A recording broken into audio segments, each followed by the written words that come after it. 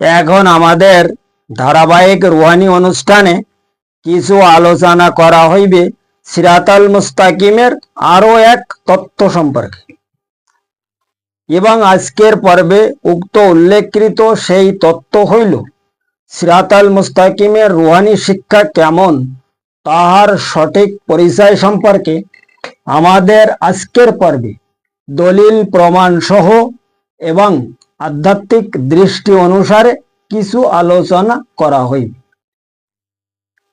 কারণ উক্ত উল্লেখকৃত সেই রুহানি বিষয়কে যদি সঠিকভাবে উপলব্ধি করা যায়, তবে বর্তমান জামানার প্রত্যেক মানব গোষ্ঠী সিরাতাল মুস্তাকিমের শিক্ষা কেমন তাহার সঠিক হাকিকত সহ সিরাতাল মুস্তাকিমের রুহানি হাকিকত সম্পর্কে আরো বহু এলেম অর্জন করার জন্য সঠিক রুহানি হিসাব অনুযায়ী অবশ্যই সক্ষম হইতে পারিবে। সম্পূর্ণ রুহানি হিসাব অনুযায়ী এবং বাতিনি তালিম অনুসারে ইনশাল্লাহ তাআলা।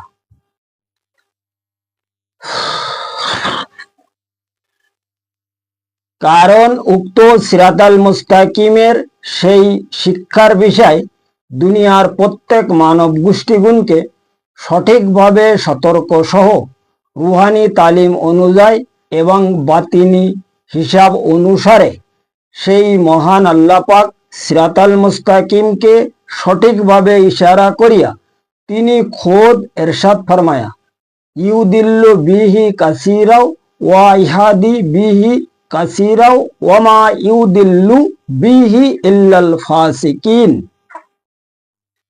অর্থাৎ সূরা বাকারার 26 নম্বর আয়াতে সেই মহান বারে এলাহি দুনিয়ার প্রত্যেক মানব গোষ্ঠীগুণকে তিনি সঠিকভাবে এরশাদ ফরমায়া, আমি একই উদাহরণ দ্বারাই কারোর হেদায়েত করি আবার কারোর গোমরাহ করি। এবং তিনি কিভাবে হেদায়েত এবং গোমরাহ করেন উক্ত একই উদাহরণ দ্বারাই সেই ব্যাপারে এখন আমি আপনাদের একটি ওয়াকেয়া শুনাইতেছি, এবং উক্ত ওয়াকেয়াটির মাধ্যমে সিরাতাল মুস্তাকিমের হাকিকত সহ সেই মহান আল্লাহ পাকের হেদায়েত এবং গোমরাহ সম্পর্কে আপনারা অবশ্যই উপলব্ধি করিতে সক্ষম হইতে পারিবেন ইনশাআল্লাহ তাআলা। এবং সেই ওয়াকিয়াটি হইল হযরত মুনসুর হিল্লাজ রহমাতুল্লাহ আলাইহির। কারণ উক্ত মুনসুর হিল্লাজির পিতার নাম ছিলেন আবু মুনসুর, এবং উক্ত আবু মুনসুর একজন মজ্জুব ব্যক্তি ছিলেন। এবং মুনসুর হিল্লাজের আসল নাম ছিল মুনসুর মাওলানা, কারণ তিনি একজন মুফতি ছিলেন এবং এক মাদ্রাসার তিনি সুপারিনটেন্ডেন্টও ছিলেন। এছাড়া একটা মসজিদে তিনি ইমামতি করিতেন। এবং ওনার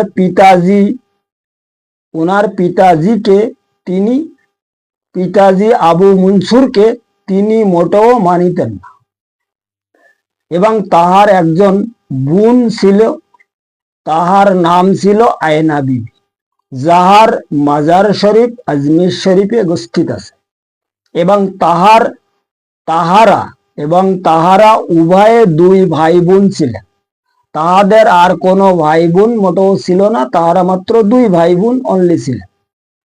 এবং তাহার পিতাজিকে তিনি না মানার কারণ ছিল, তাহার পিতাজির পোশাক ছিল একটি হাফ প্যান্ট এবং একটি এক্সারসাইজ গেঞ্জি, আর হাতে একটি বাঁশের বাঁশি, এবং উক্ত প্যান্টের দুই ধারে দুইটা পকেট ছিল। উক্ত দুই পকেটে একটায় রাখিত গাঞ্জার প্যাকেট, আর একটায় রাখিতেন সে তাহার ওই গাঞ্জা খাওয়ার কি বলে ওইটার কলকে না কি বলে ওইটা।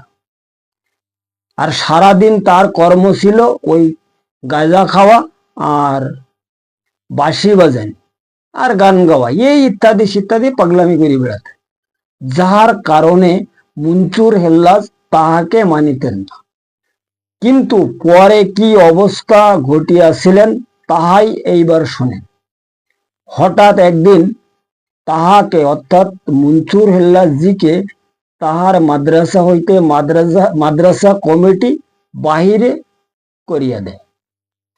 আর তাহাকে বাহির করার একমাত্র কারণ ছিল তাহার পিতার কারণে। কারণ তাহার পিতা কোনো নামাজ কালাম পড়ে না, বিভিন্ন এই আকাম কুকাম করে, এই গান বাজনা গায়, গাঁজা টাজা খায়, এই সমস্ত কথাবার্তা নিয়ে ওনাদের মানে মাদ্রাসার কমিটির মধ্যে একটা বিরাট আকারে আন্দোলন সৃষ্টি হইলো। আর যে আন্দোলনের মাধ্যমে তাকে অনেকবার ওয়ার্নিং দেওয়া হয়েছে যে তুমি এখানে বড় বড় কথা বলো, বিভিন্ন লেকচার দাও, কিন্তু তোমার বাপ তো এই অবস্থা করে, তো তোমার বাপের ঠিক করতে পারো না, তুমি আমার কাছে এই সমস্ত কথাবার্তা বলো। এই ব্যাপারে সে অনেকবার তাহাকে অনেকবার ওয়ার্নিং দিয়েছে এবং এ ব্যাপারে তিনি বাড়িতে অনেক চেষ্টাও করেছে, তার পিতাজিকে বলেছে, কিন্তু সে মানতেন না। যাই হোক, বাপ কিছু তো বলা যায় না, উনি চুপচাপ বাড়ি চলে এসেছে। আইসে ওনার মাথাটা অত্যন্ত গরম ছিল। এখন আইসে বেডিং পাত্তর রেডি করতেছে, মানে ওনার যে কাপড় চোপড় এই সমস্ত মানে সব গোছাই একটা সুটকেসের মধ্যে ভরতেছে। তো ওনার আম্মা জিজ্ঞাসা করে, কি ব্যাপার বেটা, তুই এসব করতিস কেন? তো বলছে, আমি বাড়ি থাকবো না, কেন চলে যাবো। বলে, কেন? তখন ওই বিস্তারিত ঘটনা খুলে উনি বললো যে এই ব্যাপার, আমি তো কত দিন থেকে তোমাদের বলতেছি ওনারা এবাদত বন্দিগিরি নামাজ কালাম পড়তে কিছু করে না, আর এই সমাজে যে সমস্ত কাজ করতেছে, এই যে ওনার যে ড্রেস আর যে সমস্ত ওনার আখলাক, এটা তো আমার মান সম্মান থাকছে না। না, আজকে মাদ্রাসা থেকে আমার বাইরে কেটেছে, তারা বিশালভাবে অসম্মান করেছে, আমি তো এখানে আর থাকবো না, আপনারা থাকেন, আপনারা ভালোভাবে থাকেন। উনি আমার বাপ, ওনার তো আমি কিছু বলতেই পারিনি না। এখন এই কথা যখন ওনার আম্মা যাইয়ে ওনার আব্বার সঙ্গে বলল যে তোমার কারণে ছেলেটা তো বাড়িতে চলে যাচ্ছে। বলে, কেন? এই ব্যাপার। আরে ও ছেলে মানুষ, কি জন্য যাচ্ছে, কোথায় যাবে রে, ওর যাওয়ার দরকার নেই, ওর ওর অসুবিধা কি, ওর সমাজের পর অসুবিধা কি? আমি নামাজ পড়ি না এই জন্যই তো। ঠিক আছে, আমি কালকের থেকে নামাজ পড়বেন, কালকে শুক্রবারও আছে, আমি কালকের থেকে মসজিদে যাওয়া শুরু করবেন। ওরে বুঝা, ওর ওর বাড়ির থেকে জাতি মানা কর। আমার একটা ছেলে মাত্র যদি চলে যায়, তাহলে আমার তো আমি কি করবো, কি জন্য তাহলে আমার এসব করে লাভ? আমি কালকে থেকে নামাজ পড়া শুরু করবো। এখন এইসব কথাবার্তা বলে ওনাকে ঠান্ডা করা হলো।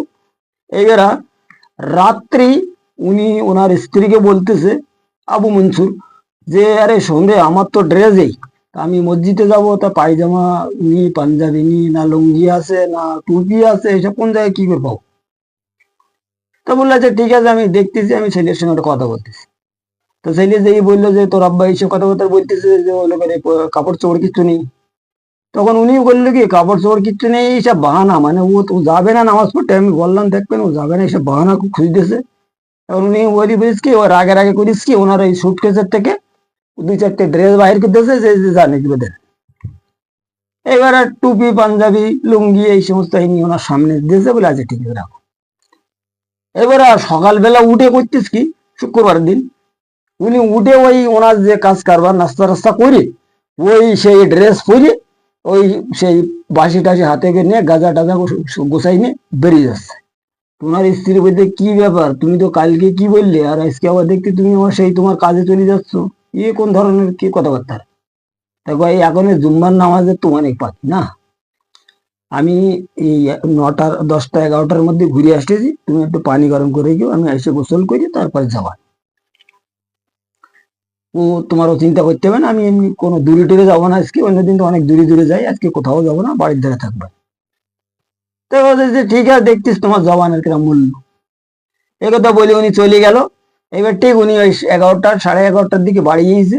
আইসে খুব জলদি জলদি গোসল টোসল করে এইবার কাপড় চোপড় ফাইন করে পরে, মানে পাঞ্জাবি টাঞ্জাবি লাগে, টুপি টুপি মাথায় দে। এবার ওই সে ওনার সে ড্রেস, এই ড্রেসগুলো একটা থইলে একটা প্যাকেটের মধ্যে ভরিস, ভরে হাতে করে নিয়ে বেরিয়েছে। তো ওনার স্ত্রী জিজ্ঞাসা করতে, গিয়েছো করে নিয়ে আসছো? বলে, আর এইগুলো আমি জাতীয় ওই জঙ্গল আছে না, ওরা মসজিদে জাতীয় জঙ্গলে ফেলে দিই, এই বাড়ি থাকলে আবার কোনদিন আমার মনটা ভেঙে যাবে না, এইসব কাজ করবে না, আর ওরা আবার ইজ্জত মান চলে যাবে, এই জন্যই। তো ওরই ওনার স্ত্রী বলেছে, ঠিক আছে তাহলে ভালো হবে না, এটা জানেন। তো উনি আর ভালো করে গোছাই হাতে দিয়ে গেল, দিয়ে এবার করিস কি, ওই সময় 11টা 11:30টার সময় তো মসজিদে কেউ আসে না, মসজিদে লোকজন আসে তো 12টার পরে দিই। এইবার উনি যাইয়ে করিস কি, ওই মসজিদের মধ্যে নিয়ে গিয়ে ওই ওনার যে ড্রেস, ওই হাফ প্যান্ট আর ওই এক্সারসাইজ গেঞ্জি ওইটা পরিস, আর এইগুলো খুলে ওই থলির মধ্যে ভরিস, পায়জামা পাঞ্জাবি টাঞ্জাবি ভরে, মানে ওই সেই কি করে ওইটা গাঁজা এক কলকে সাইজেছে ফাইন করি সাইজে ওইটা জ্বালাইস, জ্বালিয়ে ওই মসজিদে বসে বসে গাঁজা খাচ্ছে আর বাঁশি বাজাচ্ছে, আর পুরা মসজিদ একদম পুরা গাঁজার ধোঁয়ায় ধোঁয়া ধোঁয়া অন্নিকার হয়ে গেছে। এখন মুয়াজ্জিন সাহেব এসে এসে দেখে যে মসজিদের অবস্থা এই, আর মসজিদের মধ্যে ওই ইমাম সাহেবের আব্বা বসে এই সময়টা কাণ্ড করতেছে, মানে খুতবা করতেছে। এখন ওই দেখে ইমাম সাহেব করিস কি, এই মুয়াজ্জিন সাহেব আজান টাজানা দেয়নি, চুপচাপ বসি বাইরে নেই, চিন্তা করতেস কি করি কি হয়। এখন আজানের টাইম গেছে, পাশের লোকজন যারা মুসল্লি ছিল ওরা বলে কি আজকে শুক্রবার আমাদের মসজিদে আজান হচ্ছে না কেন, তো অনেকে আইসে জলদি জলদি দেখতি, আইসে দেখে যে ওই অবস্থা, মুয়াজ্জিন সাহেব ওটা দাঁড়াই গেছে আর ও ভিতরে ওই কান চলতেছে। এখন সবাই এই করতে করতে লোকজন সব জমাট হয়ে গেছে, আজান টাজান তো কিছু দেওয়া হয়নি। এরপরে সব লোকজন বাইরে এসে জমাট হয়ে গিয়েছে, আর উনি ভিতরে ওনার ওই কালাকারি মানে কারনামা চলতে আছে। এরপরে করিস কি, মাওলানা সাহেব মানে মনসুর যিনি হেল্লাস যিনি, ইনি তো ওই সময় বহুত বড় মাওলানা ছিলেন ওই এলাকার নাম করা। এখন মাওলানা সাহেব যখন আসতেছে তখন সবাই ওই মাওলানার দিকে এগিয়ে গেছে। এখন উনি মনে করতে যে উনি একটা বিরাট আনন্দ আসতেছে যে আমার আব্বা আজকে মসজিদে গেছে, সব লোক খুশি হয়ে গেছে, তার মানে আমার একটা স্বাগতম জানানোর জন্য এসেছে। তা সবাই যখন ওনার দিকে এগিয়ে গেছে তখন উনি জিজ্ঞাসা করতে কি ব্যাপার আপনারা সবাই বাইরে কেন, আর এত লোক কি ব্যাপার স্যাপার। দেখা যায় ব্যাপার হচ্ছে এই, আমরা বাইরে এই জন্যই যে তোমার একটু ভালোভাবে চিকিৎসা করার জন্য। বলে কেন, কি হয়েছে, কি একটু কি হয়েছে আমরা বলার দরকার নেই, তুমি এদের আইসো। এবার ওনার ডেকে নিয়ে বলতে দেখো মসজিদের অবস্থা, এই মসজিদটাই পুরো না অপবিত্র করে দিয়েছে, এখন উপায়, আর আজান তো আজকে হয়নি, আর এই নামাজ টামাজ কোথায় পড়বো। তখন ওনারা উনি উনি দেখিয়ে ওনার একদম মাথা একদম গরম হয়ে গেছে, কি ব্যাপার, হ্যাঁ ব্যাপারটা কি। তখন উনি বললো যে তা ঠিক আছে কাজ করো, নামাজ তো পড়তে হবে, ওনারা বাইরে নিয়ে এসো, আমরা নামাজটা পড়ি নি, কমসে কম মসজিদ সাফাই করি, পানি টানিতে ধুই। তবে ইয়ে মসজিদে তো নামাজ হবে না, নামাজ বাইরে পড়ো, আর তোমার বাপ তুমি বাইরে করো, কেটে যাবে আর বাইরে করতে। এখন এই বলে এখন আমি বাইরে করে দিচ্ছি, নামাজ মসজিদেই পড়তে হবে, মসজিদ থাকতে বাইরে নামাজ পড়া ঠিক যায় না। এইবার উনি গেল গেটের মসজিদের গেটে যেয়ে বললো তো বাইরে আসেন। তো ওনার আব্বা বাইরে এসলো, আসার পর ওই যে মসজিদে যে বারান্দা ছিল যেটাকে দরজালান বলা হয়, ওই দরজালান থেকে যে সিঁড়ি ছিল, ওই সিঁড়িতে যখন নামতেছে তখন ওনার মানে মনসুর এল্লাস করিস কি ওনার আব্বার পিঠে এরকম একটা হাত লাগিয়ে বললে যান, মানে একটা ধাক্কা দেয়, বলে যান বাড়ি যান সোজা, কোনো আওল তোল করবেন না, বাইরে যান সোজা। তো এইভাবে যে ধাক্কা দিয়েছে না, তো উনি ওইভাবে মানে সামনের দিকে এইভাবে পড়ে গেছে আর কি। পড়ার যেই ওই সামনের দিকে পড়েছে মানে পূর্ব দিকে, যখন মসজিদ থেকে মানুষ বাইরে হয় তখন পূর্ব দিকে বাইরে, যে উনি সামনের দিকে পড়েছে আর মসজিদও পশ্চিম দিকে এইভাবে পড়ে গেছে। মানে দেখা যাচ্ছে একজন এইদিকে পূর্ব দিকে শেষ দাঁড়াতেছে আর একজন পশ্চিম দিকে শেষ দাঁড়াতে, এইবার মসজিদেই পড়ে গেছে। সেই লোকজন এটা ফতোয়া বাইর করলে কি যে এই মসজিদেই এই শালা গুনাহগার এসব আকাম কুকাম করিছে, আর এখানে আল্লাহর গজব এসে গেছে, বিশাল বড় একটা গজব এসে গেছে, এই জন্য এই মসজিদও শেষ হয়ে গেছে। এইবারে উনি ওই ওই মসজিদ যখন পড়ে গেছে তখন উনি উঠে আস্তে আস্তে বাড়ি চলে গেছে। আর এনারা বাইরে নামাজ টামাজ পড়ি যার সেই বিভিন্ন কথাবার্তা বিভিন্ন আলোচনা, মসজিদটা এইবারে এইভাবে একটা গজব হয়ে গেল, ও হয়ে গেল, তাই না বিভিন্ন কথাবার্তার আলোচনা হচ্ছে। আর মাওলানা সাহেবের উপর যে কথাবার্তা বলার মতন সাধারণ লোক তো ভুলিয়েছে। এবং ওই মনসুর মাওলানা ওই সমস্ত কথাবার্তা শুনে বাড়ি এসে, এখন ওনার বাড়িতে বাড়ির লোক তো জানে না, আর বাড়ির লোক বলতে ওনার মা আর একটা বোন, এই দুইজন বাড়িতে। আর বাড়ি ওনার আব্বা তো ওনার আগে চলে এসেছে, তো উনি কিছু বলেন টলেন যে এইসব টানমান হয়েছে, উনি এসে ভাত টাত খেয়ে গিয়ে শুয়ে। এবার মাওলানা সাহেব খুব রাগে রাগে বাড়ি গিয়েছে, এসে ওই কাপড় চোপড় যেরকম প্রথম দিন মাদ্রাসা থেকে এসে গোছাচ্ছে না সব ফটাফট বাইরে দিচ্ছে। তো ওনার আম্মা জিজ্ঞেস করতে কি হয়েছে রে, তুই তুই মসজিদে এসে এরকম হিসাব করতিস কি ব্যাপার কি, তো বলছে ব্যাপার কিছু না, ব্যাপার যাও इसको ভালো হয়েছে, সে মসজিদটাও শেষ করে দিই। বলে কিউ? তো কয় এসে এসে ব্যাপার। আচ্ছা, ওনার মা এসব কথা শুনে ওনার মা একটা হতভম্ব বানাইছে, ব্যাপারটা কি? তা তুই কি করতে, তুই কোনে যাচ্ছে? মা জিজ্ঞাসা করতে ছেলের কাছে, তো বলি আমি চলে যাচ্ছি, আমি থাকবো না তো এখানে, এখানে থেকে থাকলে আমার আর কোনো মতে ইজ্জত বাঁচবে। তো তখন উনি বাইরে বেরিয়েছে, কেডা? আবু মনসুর। বেরিয়ে ওনার মারে বললো যে তারে বলো সে ছেলে মানুষ কোথায় যাবে, তার কোথাও যাওয়ার দরকার নেই, আমি চলে যাবো না কালকে, আমি চলে যাবান কালকে, আমি এই বাড়িতে আর থাকবো না কালকে, কালকে আমি চলে যাবান। তো ওনার আম্মা বলছে আপনি কোথায় যাবেন? তখন আমি কালকে দুনিয়ার থেকে বিদায় নেব, আমি কালকে চলে যাবো না দুনিয়া, আমি দুনিয়ায় থাকলে আবার কোন জায়গায় গেছে আকাম কুকাম করবানে, আর ওর আবার মান সম্মান যাবে না, এই জন্য আমি দুনিয়ার থেকে কালকে চলে যাবো। তো তখন উনি মনসুর আল্লাহ জি বললো যে ব্যাস ये बहुत বড় আল্লাহর ওলি হয়ে গেছে, ये কালকে দুনিয়াতে চলে যাবে, আজকে টাইম দিয়ে দিচ্ছে, ভণ্ডামি করার আর জায়গা টাকা পায় না, এই সমস্ত কথা ছাড়েন, আমি ছাড়ো এসব। তো ওনার মা খুব বললো বুঝাই টুঝে, ওনার মা তো জানে যে উনি কে, কিন্তু ছেলে মানে না তো কি করবে। তো ওনার মা বললো যে দেখ, তুই যখন এত দিন সহ্য করিস তো অন্তত কালকে দিনটা সহ্য কর, কালকে তোর বাপ যদি কোথাও না যায় কিচ্ছু না হয় তখন তুই চলে যাস। এখন তোর বাপ বলতে যে কথা, এর আগে এই কথা উনি ছেলেকে বলার আগে তার বাপের কাছে জিজ্ঞাসা করেছে, তার স্বামীর কাছে জিজ্ঞাসা যে কি ব্যাপারটা কি।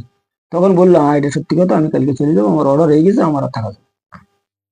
তবে আমার কাছে একটা কথা শোনো, আমার একটা ছেলে আর একটা মেয়ে, আমি যখন যাব আমার বিদায়ের সময় যেন দুয়েটা আমার সামনে থাকে, তাদের ভালো হবে, এই কথাটা তুমি তাদেরকে জানাই দিই।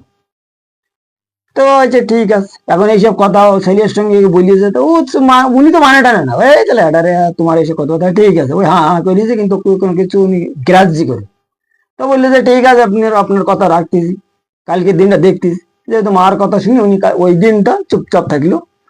এখন ইনি টাইম দিয়েছে আমি কালকে 11টার সময় চলে যাবো। এখন উনি রাত্রে ওনার মা মাওলানা সাহেবের বলেছে যে বেটা তুই যেন কোথাও যাইস নি সকালবেলা, তোর বাপ কিন্তু এই কথা বলিছে, আর তোর বাপ কিন্তু সাধারণ মানুষ না, তুই জানিস না, তুই যেটা মনে করিস তোর বাপ তা না। দেখায় তুমিও তোমারও মাথা খারাপ আসলে, মানে মার আবার উল্টা বুঝাচ্ছে, তো মাওলানা মানুষ তো। এখন এইভাবে বুঝাইছে খুব, এলেম টেলেম দে তার দে, এইসব কোনো হতে পারে, এ কই আল্লাহর অলি হয় কি যে টাইম নিয়ে কোনো আল্লাহর অলি তো এভাবে মরতে পারে না টাইম ট্রাভেল দিয়ে, ছোড়ো এইসব ভান্ডামি কথাবার্তা। সে দেখবেন কালকে সকালবেলা দেখা যাবেন, যান আপনি এখন আমার মাথা খারাপ করেন না। এইবারে সকালবেলা উঠে মাওলানা সাহেব ফজরের নামাজ পড়ে গ্রামের দিকে গেলেন, ওখানে ঘুরতে ফিরতে গেছে, এই যে কথা গুরুত্ব দেয় বেড়াই চল রে সে ভান্ডামি কথাবার্তা। এখন 11:30 12টার দিক দেখে বাড়ির দিকে লোকজন একটু ছুটি ছুটি মানে আসতেছে, দূরের থেকে দেখে কি রে বাড়ির দিকে এত লোকজন ছুটে যাচ্ছে কেন, ভন্ডটা মরে গেল নাকি। তখন উনি বাড়ি এসে ফটাফট, তো বাড়ি এসে দেখে যে উনি শেষ, পর্দা হয়ে গেছে, মানে শ্বাস বন্ধ হয়ে গেছে, ব্যাস এই বডি পড়ে আছে। তখন ওনার মনের মধ্যে একটা ধাক্কা দিল যে আসলে এরকম টাইম দিতে কেউ মরতে পারে না, আর আমার আব্বা তো আসলে এরকম একটা টাইম দিয়ে মরলো, কারণ উনি তো এলেমধারী মানুষ ছিল না, মুফতি মানুষ, মানে এই ব্যাপারটা তার মনের মধ্যে একটা ধাক্কা দিলে, কিন্তু জিনিসটা সে তো তত এলাও করলো না। তো এলাকার লোকজনে বললো যে ভাই নেও এটা, এবার কাপন দাপনের ব্যবস্থা করা যাক, আপনারা কি করেন। তো সবাই বললো যে এখানে কোনো কাপন দাপন আমরা কোনো শরীর তৈরি করতে পারবো না, না আমরা জানাজা পড়বো, তোর বাপের জানাজা তুই পড়বি কি না পড়বি, এ কি করবি না করবি ও তোর ব্যাপার, আমরা সবাই গেলাম, এই বলে সমস্ত লোক সব চলে গেল। তখন উনি একটা চিন্তা পড়ে গেলেন যে উনি তো একজন মাওলানা মানুষ, ও না জানে মানে গর্ত খুঁড়তি, না জানে কবর খুঁড়তি, না জানে কিচ্ছু করতি, কেবল জায় নামাজটা পড়াতে পারে, এছাড়া আর কিছু করতে পারে না সে। এখন তাই উনি একটা বিরাট টেনশন হয়ে কিন্তু করি রেখে। তো এলাকার লোকজন যারা গণ্যমান্য আছে ওদের যাই বললো বাবা তোমরা এই কি করতেছো, আমি আমার বাপ, তো আমি কি করবো, আমি একলা একলা কি একটা মানুষের দাফন করা যায়, আর আমি তো এসব পারি না, তো আমার সঙ্গে একটু সহযোগিতা করেন, মানে কিচ্ছু করতে হবে না। সমাজের লোকজন বললো সব কিচ্ছু করার দরকার নেই, ওই যে দুনিয়ার ভণ্ড ওইটারে কি করবি, ওটা কের কবরে কে জানাজার কের কি, এটা নিয়ে ওই নদী ফেললে যা, সারা যেন কি কাজ করিস আমরা তো সবাই জানি, আর তুইও জানিস। তখন আচ্ছা ঠিক আছে আপনাদের সেই কথা মানলাম যে ও নদীতে ফেল দেবো, তো নদী পর্যন্ত বই আমি নিয়ে যাবো কি করে? আপনারা অতটুকু সহযোগিতা করতেন আমার সঙ্গে। তা বললো দেখ ওর গায়ে আমরা হাতটা দিতে পারবো না, ও অপবিত্র মানুষ, তুই ওর গলায় একটা দড়ি বেঁধে দে কি পায় যেখানে হোক, আমরা টেনে নিয়ে ফেল দিস, তোর বাপ তুই বাঁধে। এখন কি করবে, উনি গলায় একটা রশ্মি বাঁধিয়ে দিল, ওই রশ্মি দিয়ে ওরা টেনে টেনে গেল। ইনি বাপ বলি আর সাথে গেল না, বিরাট একটা মায়া দয়ার ব্যাপার স্যাপার আছে এখানে পিতা পুত্র। তো ওদেরকে বললে যে দেখেন আপনারা কমসে কম পানি হাওলাকে দিয়ে যেন উপরে রাখেন, পানিতে ফেলে দিয়েছে। তো আচ্ছা ঠিক আছে। এবার নদীর ধারে, এবার ধারেতে যখন গেছে নদীর পানি এবার ঘাস হয়ে উঠে এসছে একদম এদের দিকে, যেরকম বান টান ডাকে না এই ধরনের। এবার ওরা মনে করে যে কি ব্যাপার? এখন সবাই শরিয়াতের লোকজন একটা বিরাট বিচার করে বুঝলো কি, এই যে চালা অপবিত্র লাশ নিয়ে আসছি না আমরা, দেখ নদী এর নেবে না, এই পানি দেখ কিভাবে ঘাস হয়ে এসছে। তো যখন এরা দাঁড়ায় গেছে তা পানও দাঁড়ায়। এবার যখন পানি দাঁড়ায় গেছে তো ওরা ওইখানে বলে এই চল রে দেখ পানি দাঁড়িয়ে গেছে, দেখিছেন মতলব এইখানে থাকুক, ইয়ে যায় শেল কুকুর টুকুর খাবে না এরে, কুত্তা মুত্তা এসে রাত্রি খেয়ে ফেলবে না, যা করে করবে না, চলো যায়। বলি ও দই দড়ি মা লাগানি রে, ওরা ছাড়িয়ে দিচ্ছিল। আইসে ওর ছেলের সঙ্গে ছেলে জিজ্ঞাসা করে বলে বলে এই ব্যাপার, পানি টিভি পানি এইভাবে এসেছে, নদী টিভি তোর বাপের নেছে না, কারণ আমরা করবো ডেকে আমরা এইভাবে থুয়ে আছি। আমি এটা বিরাট চিন্তা ভাবনা করি যে খেতে কি হলো, খেতে কি হলো, সারা রাত বসে বসে চিন্তা করি যে আচ্ছা এ খেতে কি ব্যাপার।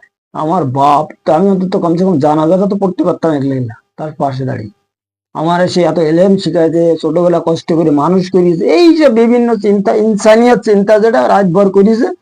করার পর ফজরের অনেক আগে, আজানের অনেক আগে উনি অন্ধকারে অন্ধকারে যাচ্ছে, যে গেছে দেখতি যে দেখি খেতে কি ফেরা, যদি একটা লাশটা কোনো জীব জানোয়ারে না খেয়ে থাকে তাহলে আমি একটা জানাজাটা কমসে কম পড়ি আসবো, ওনার একটু গোছাই। এবার যেই দেখে যে কিছু দূরের থেকে বিরাট ওই যে এলাকাটা রোশনি মতো, কি এখানে তো রোশনি কেন, এর ভালো করে লক্ষ্য করে দেখা যায় বহুত লোক দাঁড়ায় লাইন, সব পায়জামা পাঞ্জাবি টুপিধারী, আর সবাই ওই জানাজার জন্য লাইন দিছে, আর একজন লোক সামনে। তখন এত লোক জানাজা পড়তে খারায়, উনি দৌড় মেরে গিয়ে ওই ওদের কাতারের সামনে দাঁড়িয়ে, কারণ জানাজার জন্য রেডি করতে দেন, আর উনি গিয়ে ওই জায়গায় দাঁড়িয়ে। এইবার যে এই যে উনি দাঁড়াইয়েছে, তো ওই পাশের সমস্ত লোক বলতেছে রে হ্যাঁ তেরি দুনিয়াদারি কুত্তার গন্ধে গন্ধে এখানে দাঁড়াই বুঝলি, ওই একই একই আলফাজ সবাই বলতেছে, একই আওয়াজ যে রে দূর তেরি দুনিয়াদারি কুত্তার গন্ধে এখানে দাঁড়াই যাচ্ছে বুঝলি। সবাই ধীরে ধীরে ছেড়ে চলি, ওনার জানা যায় নামাজ আর পড়ায় নিয়ে কেউ পড়লো না, চলে যাচ্ছে। একদম লাস্টের লোকটা যখন এই কথা বলে রওনা হয়ে গেছে, তখন ওনার বাপ করিস কি মাথা উঁচু করি তো ভাই তোমরা করে যাচ্ছ, আমার তো সাথে করে যাও কমসে কম বুঝলি। উনিও উঠে দাঁড়িয়ে, এই যে উঠে দাঁড়িয়ে সে ওরা ও মনসুর মাওলানার মাথা খারাপ হয়ে গেল, আমার বাপ তো জানতো, আমার আব্বা তো মরিনি।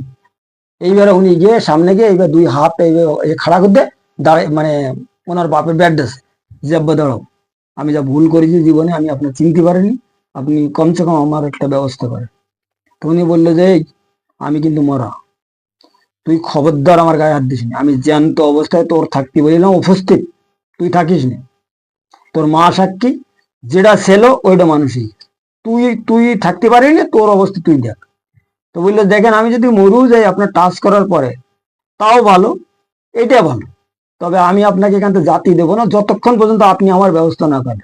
উনি বললো যে বেটা তুই হাট এখান থেকে, তুই আমার রাস্তা ছাড়, আমার ভাই বোনদের বহুত দূর চলে গেছে, ওদের পাশ দেখতে হবে আমার, ওরা দূরে চলে যাবে না, আমি আর তাদের পাবো না। এই নিয়ে বাপ বেটা একটা ঠেলাঠেলি করতে করতে লাস্টে ইনি তো মরতে শিকার, বাপের ষাটটি শিকার না, লাস্টে বললো যে বেটা শোন, তোর লাস্টের একটা উপায় আমি দেখাই দিয়েছি, সেটা হচ্ছে কি, আমি যে বাজারে থাকতাম সব সময়, ওই বাজারের পাশে একটা বট গাছ আছে না, বলে হ্যাঁ আছে, বড় একটা বট গাছ আছে, বললো ওই বট গাছের ওই পাশে ওখানে যাবি, মানে বাজারের পাশে একদম যাইয়ে বাজারটা পিছিয়ে করে তুই তোর নিজের বউ বলে তোলাবে এইভাবে দেখবি পিছিয়ে কাটতার। এইবার ওই বাজারে যে যদি কোনো মানুষ দেখা যায় তার কাছে যাইয়ে তার পা জড়ে ধরবি, এবং এই কাজটা করতে হবে তোর কালকে বেলা বসার আগে, মানে সকালের তো বাজার লাগে তো বিকেল বেলা, বাজারে বিকেল বেলা যাবি তুই 5টার পরে, আর ওখান থেকে বেলা বসে পর্যন্ত তোর টাইম, বেলা যদি বসে যায় তাহলে কিন্তু তুই আর পাবি না। তো ওই ব্যক্তিরে তুই যে পা জড়ে ধরবি, ধরি বলবি যে চাচা আপনি আমার বাপের ভাই, আপনি আমার যে জিনিসটা আপনার কাছে রয়েছে, আপনি আমার আমার জিনিসটা আমাকে দেন। ওই ব্যক্তি, তাই যেই ব্যক্তি হোক, যে আর দেখা যাবে তো, যার তুই দেখতে পাবি, তুই কয় বাজারে তো বহুত লোক, বলে তুই দেখিস কেন? বলল, বহুত লোক দেখা যায় না কি দেখা যায়? তুই শুধু আমি যেভাবে বলিস ওইভাবে দেখবি, তুই একটাই মানুষ দেখতে পাবি, আর আর কিছু দেখতে পাবি, শুধু একটাই মানুষ দেখতে পাবি। যত লোক থাকার মধ্যে একটা মানুষ দেখা যাবে। তো এই যে কথাবার্তার বাপের কাছে শুনে আইছে, চুপচাপ বাড়ি এসে। এই কথা বাড়িতে এসেও তার মা বোন কার সঙ্গে বলিনি। সে বাড়ি এসে ওই টেনশনে টেনশনে রয়েছে যে আমার বাপ তো আসলে সাধারণ লোক ছিল না, কিন্তু অসাধারণ লোক ছিল, তা আমি তো তা চেনলাম না, আমি কি একটা ভুল করলাম। ঠিক এইভাবে একটা টেনশনের মধ্যে উনি সারাদিন কাটাইছে। 5টার পরে আসরের নামাজ পড়ি গেছে ওই ওই বট গাছের ওই জায়গায়, গাছে মানে বাজারের পাশে যেয়ে ঠিক এইভাবে এইভাবে নিচের নিচের বগলের তলা দেয়। যখন উনি দেখে, তো দেখে ও বাজারে কোনো মানুষই নেই। তো ওই সব কুত্তা বিড়েল পশু জানোয়ার জীব এইসব ঘুরে বেড়াচ্ছে। একজন মানুষ রয়েছে, সে হচ্ছে মুচি, জুতো সেলাই করে বসে বসে জুতা সেলাই করতে, একটা কাঠের বাক্স নিয়ে বসে বসে জুতা সেলাই করতে মুচি। আর ওই লোকটার ওই এলাকার লোক সবাই চেনে দিয়ে মুচি। এখন ও চিন্তায় পড়ে গেছে, রে ই কেটে কি করে। দুবার তিনবার দেখি তো একই সিন দেখি, একটা একজন ব্যক্তি আছে আর বাকি কেউ কোনো মানুষ নেই। তখন উনি বললো যে আরে আমি তো এই এলাকার একটা নাম করা মানুষ, বিরাট মাওলানা, মানে একজন মসজিদের ইমাম, মাদ্রাসা সুপারিনটেন্ডেন্ট, সবাই জানে, একজন মুফতি ব্যক্তি। আর আমি যদি এখন এই লোকজনের সামনে মুসির পায়ে ধরি, তাহলে তো আমি আমার ইজ্জত মান চলে যাবে না। মুসির পা ধরলে তো আমার আর ইজ্জত মান থাকবে না। এখন ব্যাপারটা হয়েছে এই, উনি মনে বসে আছে চুপচাপ, যে দেখে একটু সন্ধ্যে যাক, লোকজন কম হোক, তখন যে ওনার ধরবেন। এখন ওদিনকের ব্যাপারে যত লোক সন্ধ্যে হচ্ছে, তত লোকজন বাজারে আরো বেশি হচ্ছে, কম হচ্ছে না। এখন উনি বলি যে ওনার আবার ওই কথাটা খেয়াল আছে, আব্বা বলেছে যে বেলা বসার আগে, বেলা বসে গেলে কিন্তু আর পাবা না। যতক্ষণ পর্যন্ত সূর্য উদয় থাকবে ততক্ষণ পর্যন্ত তোমার শক্তি তার কাছে থাকবে, তারপরে থাকবে না। এইবারে উনি এইটা মাথার মধ্যে টেনশন চক্কর খাচ্ছে বলে উনি বলে আর ছাড়ো হাঁটাও এইসব, গে যে যা মান সম্মান থাকুক, যা কোনো কথা নেই। যাইয়ে ওই মুসির পা জড়াই দিল। এখন লোকজন বলতে কি মাওলানা মুসির পা দেখতে গেল, কি করে দেখতে লোকজন বাইরে। এখন ও বলতে গেলে কি ব্যাপার বেটা, তুই একজন এত বড় মাওলানা, মানে তুই আমার পা ধরতে কি বিরা? বলে চাচা আপনি আমার বাপের ভাই, এটা আমি দেখেছি। এখন আমার বাপ যে আমার জন্য যে আমানতটা আপনার কাছে রেখেছে, ওটা আমাকে দেন। তো মুসি বললে যে বেটা আমরা দুটো ভাই এই জায়গায় ছিলাম, তো একটারও তো তুই তাড়াইস, আর ফের আজকে আমার পিছনে লেগেছে আমারও তাড়াবার জন্য। ব্যাপারটা কি তোরা তোর আমরা কি করেছি তাই বলদি? তোকে ওসব আমি বুঝি না, আপনি আমার আমানতটা দেন। তো বললো যে ঠিক আছে, তোর আমানত তুই পেয়ে যাবি, তুই যা। এবারে ওই বলি টলি মুচির কাছে অদা টদা করি উনি বাড়ি চলে এলো চুপচাপ। বাজারে তো থাকার কাজে মান সম্মানের ব্যাপার, লোকজন সব দেখি যে মুচি পাওয়া যায়। বাড়ি এসে বসে রয়ে চুপচাপ, যে বাড়ি পাবি বসে পাবি, এবং কালে ফজরের আজানের আগে পেয়ে যাবি, তুই বলিস এ কথা। মুসি বলি যে তুই ফজরের আজানের আগে তোর জিনিস তুই পেয়ে যাবি। এখন ব্যাপারটা হয়েছে এই, ওদিন ফজরের আজানের একটুকুন আগে ওনার মেন গেটে 5জন মাওলানা আইসে বলতে মনসুর মাওলানা বাড়ি আছে কি, মনসুর মাওলানা বললে কি যাবে, তুমি গিয়ে বলতে সালাম টালাম দিয়ে যদি বলতে আপনারা কোথা থেকে আসেন, বলে আমরা বহুত দূর থেকে আসি। আপনি মাওলানা সাহেব না? বলে হ্যাঁ। এ আমার ফলানা মাদ্রাসা সুপারিনটেন্ডেন্ট? বলে হ্যাঁ। উমুক মসজিদ ইমামতি করেন? বলে হ্যাঁ। তবে আপনার একটা বোন আছে না বাড়িতে? বলে আছে। বলে আপনার বোনটার আপনি খেয়াল রেখেন, আপনার বোনের কাছে 5জন লম্পট আসে, যারা আপনার বোনের সঙ্গে দুর্ব্যবহার করে, এগুলো আপনি খেয়াল রাখেন, যেহেতু আপনার আব্বা চলে গেছে, এটা খেয়াল রাখার দরকার আছে। তখন উনি একটা গরমে গেছে, বলে আপনারা সবাই মাওলানা মানুষ, কিরকম কথাবার্তা বলতেছেন? বলে আমরা যা বলছি একদম রাইট। তো ভাই কোথার থেকে আসছেন? বলে আমরা যেখান থেকে আসি ওইটা তোমার জানা দরকার নেই, আমি যে কথা তোমার বলেছি তোমার বোন, তুমি এটা খেয়াল রাখি। তবে আপনারা কথাবার্তা জবান সামলাই বলেন, আমার বোন কোনো সময়ের জন্য এই গেটের বাইরে বেরে না। বাইরে বেরোলে সে বিভিন্ন পর্দার সাথে ব্রোকার লাগাইতে বাইরে বেরে যান, আপনারা ফালতু কথাবার্তা বলবেন না কেন। মানে ওনাদের একটা মানে ধমক টমক দে ভাগাই দেশ। এখন দেওয়ার পরে মাওলানা সাহেবরা তো চলে গেল, ওই কয়েকবার বলি টলি। বুঝি চিন্তা করছি ব্যাপারটা কি, মেয়ে ছেলের ব্যাপার তো বোঝা যায় না। মানে মাওলানাদের কিন্তু দেখবা ইমান থেকে এই ধরনের, এরা এই দোদাল বান্দা কালমা চোর, না পায় বেশ তো না পায় গোটে, এই ধরনের এরা চিন্তা ভাবনা করে। এখন ওই দুনো সাইড ওরা একটা চিন্তা জায়গায় কি জানি, বোন তো বড় হয়ে গেছে এখন, এই পাতা নেই ভিতরে ভিতরে কি, আমি তো সবসময় বাড়ি ঘরে থাকিনি, মা তো নিজের কাজে নিজে ব্যস্ত থাকে। আর বাপের তো অবস্থা ওই ছেলে এখন ইয়ে যে কনে কেটে কি ফেরা ঘটে ঘটে রেখেছে তো ওই জানে, আর আল্লাহ জানে। আর এনারা এত বড় বড় বুজুর্গ মাওলানা, এরা মিথ্যে কথা বলবে কিছু।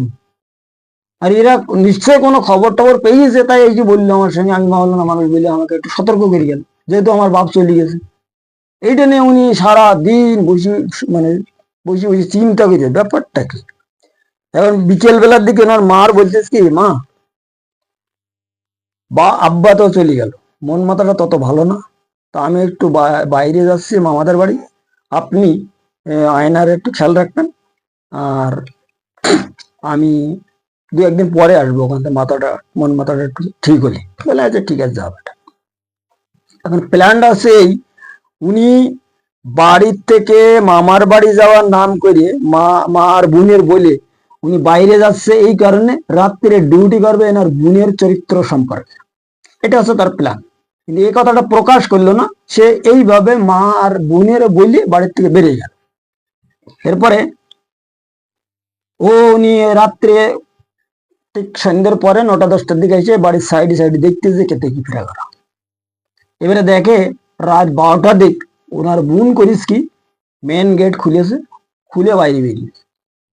তখন ও দূর থেকে দেখতে হচ্ছে এই ব্যাপার, এই জন্য ওই মাওলানা সাহেবেরা এই কথা বলে গেল, কারণ মাওলানারা কোনো মিথ্যে কথা বলবে না। কিন্তু ওনারা ঠিকই আমার খবর দেখেছে, আমার বোন তো আসলে তো ভালো লোক না। আচ্ছা ঠিক আছে, এইটার আজকে পাগলামে ছোট মানে বলি, উনি দেখতে দিয়ে কনে যায়। তো ওনাদের বাড়ির থেকে বেরিয়ে একটা ছোট মতন একটা ময়দান বিল আছে, ওর পরে একটা জঙ্গল রয়েছে। এখন ও আয়না বিবি করিস কি গেটের থেকে বেরিয়ে সোজা ওই বিলে নেমে ওই জঙ্গলের দিকে যাচ্ছে, আর পিছিয়ে পিছিয়ে দূরে দূরে যাচ্ছে বনির সাথে, যে কোথায় যায় দেখবো। এবার উনি ওই জঙ্গলের মধ্যে ঢুকেছে, ঢুকে জঙ্গলের ভিতরে যাইয়ে দেখে একটা বিশাল ময়দান মতন জায়গা, একদম ফাঁকা। তা উনি এই জঙ্গলের মধ্যে রয়েছে, ওনার বোন ওই ফাঁকা জায়গায় উনি দাঁড়াই দেখতেছে যে ব্যাপারটা কি, কি ব্যাপার এই জঙ্গলের মধ্যে। আমার মনে হয় এর সঙ্গে যে সমস্ত বদমাইশ লোক আছে, এর সঙ্গে যারা টর্চারিং করে, যে সমস্ত লোকের সঙ্গে মিলে আছে, তারা এইখানে কোথায় থাকে, মানে এই জায়গায় আসা যাওয়া করে। আজকের কথা নেই, বহুত পুরানো কথায়, যেমন রাত 12টার সময় বাইরে এসে বেরিয়ে ও বিভিন্ন চিন্তা ভাবনা করতেছে, ওই বসে আছে, বসে মানে ওই জঙ্গলের মধ্যে বালকের মতন একটা লাঠি ম্যানেজ করেছে, করে চুপচাপ বসে দিয়েছে যে দেখিয়ে কি করে। এবার ও দেখলো যে ওই ময়দানের মাঝখানে দিয়ে ওনার বোন কথা নেই কি বললো কি হইলো, এইভাবে ওপরের দিকে হাত তুলে, তো ওপর থেকে একটা কার্ফাইট চলে আসছে। তো কার্ফাইট চলে আসার পর ওই কার্ফাইটটা উনি বিছাইছে, আয়না বিছাই মাঝখানে নামাজের কায়দায় বসিয়ে দিয়েছে, বসিয়ে উনি জিকির করতে। তুই কই কি ব্যাপার, এই কার্পেট কোথার থেকে এসে? আর এখানে ধরো সত্যি মানুষ যদি সেই আকাম কুকাম করে, ও মাওলানারা যে কথা বললো, তো জিকির করতে দেখতেছি। আর এই কার্পেট পাতা কোন জায়গাতে এই যে আসমান থেকে এই সিন উনি কিন্তু কেউ খালি দেখিয়ে যাচ্ছে। এরপরে দেখে আচানক একজন ব্যক্তি আইসে ওনার সামনে, ওনাকে সালাম করে বলছে। এরপরে আরেকজন আইসে বলতে মা ভালো আছেন বলি, ওনাকেও সালাম করেছে। উনিও বইছে, বইছে ওই 5জন এসে 5 সাইডে বইছে, আর উনি আয়না বিবি মাঝখানে বসে আছে। এবার এনারা যে কথাবার্তার কি কি বলা বলি করতেছে, কিন্তু উনি কথাটা ঠিকভাবে ক্যাচ করতে পারতেছে না, দূরে তো। তো বলে আর এরা কি বলতে তো শোনাই যাচ্ছে না, কারা। আর এই যে একজন ব্যক্তি, যে 5জন ব্যক্তি না, এদের ড্রেস মাওলানা ড্রেস, সবার ঘাড়ে ভাজি রুমাল, একদম নুরানি চেহারা, এটা সবকিছু কমপ্লিট, একদম ফার্স্ট ক্লাস বুজুর্গ মানুষ সব আর কি। ওনার তখন মাথাটা কাজ করতে না, যে এনারা বলতেছে কি কি কথাবার্তার আলোচনা আছে, এগুলো তো শোনার দরকার। তো আওয়াজ ক্যাচ করতে পারতেছে না, এই জন্য দেখে যে একটা গাছের ডাল এরকম একটা উপরের দিকে ওদের দিকে এগিয়ে গেছে। এবার উনি করেছে ধীরে ধীরে ওই গাছের ডালের ওপর উঠে ওই উপরে গিয়ে বসে বসে ওনাদের কথাগুলো শুনতেছে। তাই আল্লাহ রসুলের দিন ইত্যাদি, আহলে বায়াত বা মানে কলব সলব ইত্যাদি, রুহ মানে মুক্তির ব্যাপার, এইসব কথা আলাপ আলোচনা হচ্ছে। ওনার বোনকে ওনারা শিক্ষা দিচ্ছে এইসব কথা বলে, একটু ভালো ভালো কথা বলতে, তো কোন লোক কি ফেরা করে। যাই হোক, ওই যে শুনতেছে, এর মধ্যে গেল হঠাৎ করে আরেকটা ছেলে, মানে অল্প বয়সী, আইসে বলতেছে আপনাদের খানা রেডি, খানা নিয়ে আসবো। তো হ্যাঁ নে বেটা। এরপর দেখা যাচ্ছে ওনাদের ওই যে 5জন আর ওনার বোন 6জন, 6টা প্লেট নিয়ে আসছে ওই ছেলেটা। তখন যখন 6টা প্লেট নিয়ে 6 প্লেটে খানা রেখেছে, দেখো যে প্লেট কটা নিয়েছে, বলে 6টা। বলে আরেকটা প্লেট লাগা। সবাই ওই ওনার মধ্যে একজন যিনি ফার্স্ট আইছে, যিনি লিডার, উনি বলে আরেকটা প্লেট লাগা। বলতে কেন? বলতে উপরে তোর মামা রয়েছে, বলাও না। মামা কই কেন? বলে ও দেখো উপর বসি। এবারে তখন এই 5-6 জন 7 জন লোক, আর ও তো একলা না। তখন ওই ছেলেটা বললো, হ্যাঁ মামা আসেন, নিচে আসেন, খানা খেয়ে নিন। তারপর আপনার জায়গায় গিয়ে আপনি আর বসেন। এখন উনি আর কি করবে, দিশি বিশি না পাইয়ে চুপচাপ এসে ওনাদের সঙ্গে বসেছে বুনির পাশে। বুন বললো, তুই আমার কি বল। তো বুনির পাশে বসলো। বসার পরে সবার খানা দিয়েছে। ওনার বোন বললো যে, ভাই এই খানা সব তুই খাস নি, তুই সহ্য করতে পারবি না। এই যে খানা তোর তোর জন্য, এই যে খানা প্রত্যেকের এক মুষ্টি করে উঠাই দে, আর এরপরে যা থাকে তাই খাই। এখন মাওলানাদের কিন্তু দেখো লোভ অনেক বেশি, এরা খাওয়ার জন্য আসলে বিরাট একটা লালচ আছে। পুরো উনি বলতেছে, বোন তো ছোট, বুঝতে হবে তুই কি বলতেছিস আর না, এই কটা তো ভাত, তুই যদি আমি উঠাই এক মুষ্টি করে সবার দিতে, তাহলে আমার জন্য থাকবে কি? বলতো যা থাকবেন তাই খেয়ে তুই সহ্য করিস কেন, তারপর দেখা যাবে। আমার কথাটা শোন। এই কথা শুনে উনি সবার এক এক মুষ্টি উঠাইতেছে। দেওয়ার পর ওনার জন্য সির্ফ এক মুষ্টি বেঁচেছে, এক মুষ্টি, মানে যেটা এক হাতের মধ্যে আসে। তখন ওই হাতে নিয়ে তো বুনির দিক তাকাই, বলি কি করবে এটা? বলে ওই কটা তো খা, তারপর দেখেছেন খেলা। এইবার ওই কটা নে খাইয়ে ওখান থেকে শুরু হয়ে গেছে কি আনাল হক। আনাল হক, এই যে আনাল হক চালিয়ে গেল, আনাল হক মানে কি? ওনার বোনকে উনি আয়না বলতে, আয়না বা আয়না বিবি বলতেন, আনাল বলতেন, আনাল। এখান থেকে উনি বললো যে আনাল হক, মানে আমি যেটা আয়নার আয়নার প্রতি যে সমস্ত ধারণা করেছিলাম, এবং এই মাওলানারা যারা আমার সঙ্গে যা বলিল, ও সব বাজে কথা, আমি যা চিন্তা ভাবনা করেছি সব ভুল। হচ্ছে হক, তাই বলেছে আনাল হক। হচ্ছে আনাল হকের অরিজিনাল হাকিকত, যে মনসুর হেল্লাজ কি কারণে আনাল হক বলেছিল। এখান থেকে ওই আনাল হক শুরু হয়ে গেল। আর ইনি খানা খাওয়ার পরে যেই আনাল হক শুরু করিয়েছে, ও 5 জন গায়েব হয়ে গেছে, ওই ছেলে সহ। আর ওনার বোন ওনাকে হাত ধরে বাড়ি নিয়ে এসলো, ওই আনাল হক করতে থাকে। লাস্টে বোন তাকে শিক্ষা দেওয়া শুরু করলো। তার মানে তার কথা এটা বোঝা যাচ্ছে যে আমার বোন আয়না বিবি কোনো ভুল না, বা ভুল রাস্তায়, তার চরিত্র একদম হক, সে হচ্ছে হক রাস্তায়। এই কথাটা সে সবার সঙ্গে বলতেন, আনাল হক, আনাল হক, আনাল হক। এই হইল এই যে ব্যাপার। এই হচ্ছে দেখো, একই উদাহরণ দ্বারাই কিভাবে কারোর গোমরাও করেছে আর কারোর হেদায়েত করেছে। উদাহরণ ছিল কেটা? উদাহরণ ছিল ওনার বাবা আবু মনসুর। ভাই আবু মনসুরের এই বিকি শিখি দেখি ওরা ছেলে তো উল্টা পাল্টা হয়ে গেল না। এখন বিলকুল রুহানিগত ব্যাপার, এগুলো বোঝা মানুষের মাথার মধ্যে ঢোকা বড় মুশকিলজনক ব্যাপার। আমরা যে দুনিয়াদারি হিসাবে যে সমস্ত বিষয় গুলো বিচার করি বসি, ধর্মীয় ব্যাপার বলো, শরিয়াতের ব্যাপার বলো, যে কোনো ব্যাপার বলো, এগুলো সঠিক না। এই আনাল হক ওনার বলার একমাত্র কারণ ছিল এইটা, ওনার বোন আয়না বিবি আসলে হক ছিলেন, সেই কথাটা উনি প্রকাশ করতেন। আর এখানে আরো অনেক কথা আছে, বহুত লম্বা কথা। মনসুর হেল্লাজের হিস্টোরি অনেক লম্বা, অনেক লম্বা। যদি কোনোদিন আবার সুযোগ হয়, এখান থেকে আলোচনা করা হবে। এই যে আনাল হক তো পর্যন্ত আজকে বোঝা গেল। এরপরে আনাল হকের পরে কি স্টোরি, কি থেকে বেরা করা, এটা আরো অন্য পর্বে মনে হয়, দেখি যদি সুযোগ সময় দেয় মালিক, তো এটাও আলোচনা করা হবে। এখন এই যে আমি আলোচনা করেছি, এই ব্যাপারে যদি কারোর আরো জানার ইচ্ছা থাকে অন্য কোনো বিষয়, তবে ডিসক্রিপশনে আমার নাম্বার আছে, ওই সম্পর্কে যদি কেউ করে, তাহলে এর ভিতরে আরো অনেক অন্যান্য সাইট আছে, সেগুলো শর্টে সব কথা বলা যায়নি, কারণ এটা হিস্টোরি। এটা হচ্ছে হিস্টোরি, এবং সিরাতাল মুস্তাকিমের সিস্টেমটা ঠিক তদ্রূপ, এই যেটা কথাটা আমি বললাম। কারণ এখানে আল্লাহ পাক এক জায়গায় বলেছে যে আমার যারা প্রিয় বান্দা, তাদের সঙ্গে যদি কেউ দুর্ব্যবহার করে, তাহলে আমি তাদের সঙ্গে জিহাদ ঘোষণা করি।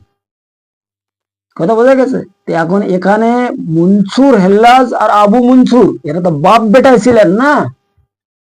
রুমানিগত ব্যাপার যেটা সিরাতাল মুস্তাকিমে যেটা হিস্টোরি, এটা না বাপ বেটাকে ছাড়ে না বেটা বাপকে ছাড়ে, স্বামী স্ত্রীকে না ছাড়ে না স্ত্রী স্বামীকে না ছাড়ে। সোজা সোজা ব্যাপার। ইয়ে ওদিনকার ব্যাপার, ইয়ানফসি ইয়ানফসি। ওদিন কেউ কারো দেখার টাইম থাকবে না, যে কথা আমরা বলি না, ঠিক এই সিরাতাল মুস্তাকিমের শিক্ষাটা ঠিক তদরূপ। নিজেকে নিজের রুহকে নিজে সবাল করতে হবে, নিজে সবকিছু করতে হবে। একজনের রুহ আর একজন সবাল করে দিতে পারবে না। কামেল মুর্শিদ যারা ওলি আল্লাহ, ওনাদের কথা আলাদা, আমি সাধারণ লোকের কথা আলাদা। সাধারণ লোক একজন আরেকজনের কোনো উপকার করতে পারবে না। কথা বুঝতে পেরেছেন? এই জন্য এ ব্যাপারে সুন্দর পরিষ্কার ভাবে যদি কারো আরো জানার ইচ্ছা হয়, এই সিরাতাল মুস্তাকিমের শিক্ষার ব্যাপারে একটা সামান্য একটা উদাহরণ দেওয়া হইল। এই সিরাতাল মুস্তাকিমের শিক্ষা সম্পর্কে, সিরাতাল মুস্তাকিমের আরো অন্যান্য বিষয় সম্পর্কে আগামী পর্বে আরো আলোচনা করা হইবে।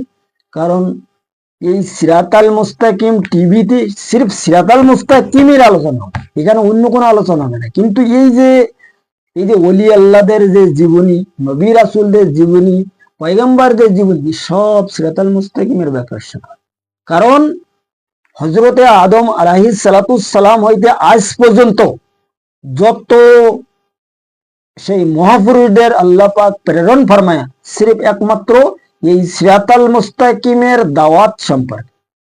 সিরাতাল মুস্তাকিমের দাওয়াতের মাধ্যমে, এই রাস্তার মাধ্যমে যাহাতে আল্লাহর এই মাকলুক যারা আশরাফুল মাকলুক, বান্দা তো না আমরা, কেউ বান্দা হওয়া তার মুশকিল আছে, আমরা হচ্ছে আশরাফুল মাকলুক, মাকলুকাত আমরা।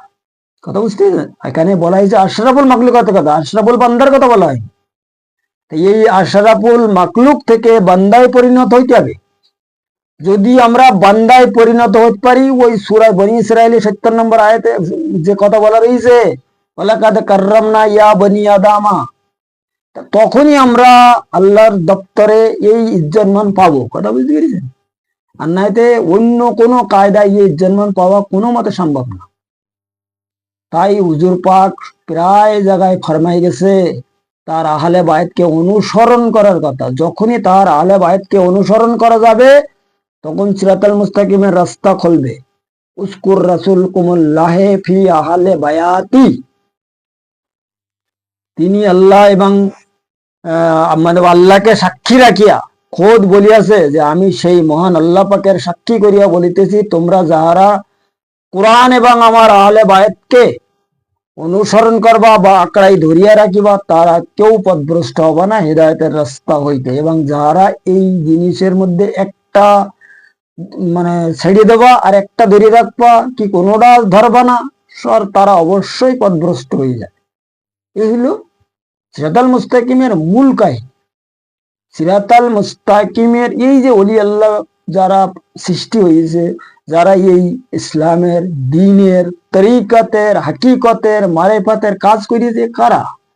এরা সবাই হচ্ছে এই সিরাতাল মুস্তাকিমের মানে মিশনধারী ব্যক্তি। সব সিরাতাল মুস্তাকিমের কাজের জন্য তাদেরকে এক একজনের এক এক কায়দায় আল্লাহ পাঠাইছে। প্রথমে ছিল নবুয়ত, এরপরে বিলায়াতের যুগে হয়েছে ওলিরা, নবুয়তের যুগে নবীরা আসছে, বিলায়াতের যুগে ওলিরা আসতেছে। এখন এই ব্যাপারটা সুন্দরভাবে বুঝতে চাইলে রুহানিয়াত শিখতে হবে প্রথমে। যতক্ষণ পর্যন্ত রুহানিয়াত না শেখা যাবে, ততক্ষণ পর্যন্ত সিরাতাল মুস্তাকিমের কোনো কিচ্ছু অনুভব করা মানুষ গোষ্ঠীর পক্ষে মোটেও সম্ভব, মোটেও না। কথা বলে গেছে? আজকের আলোচনা এই পর্যন্ত রাখা হইল। আগামী পর্বে সিরাতাল মুস্তাকিমের আরো অন্যান্য বিষয় কিছু আলোচনা অবশ্যই করা হইবে, যদি মুর্শিদ দয়া ফরমায় ইনশাআল্লাহ তাআলা।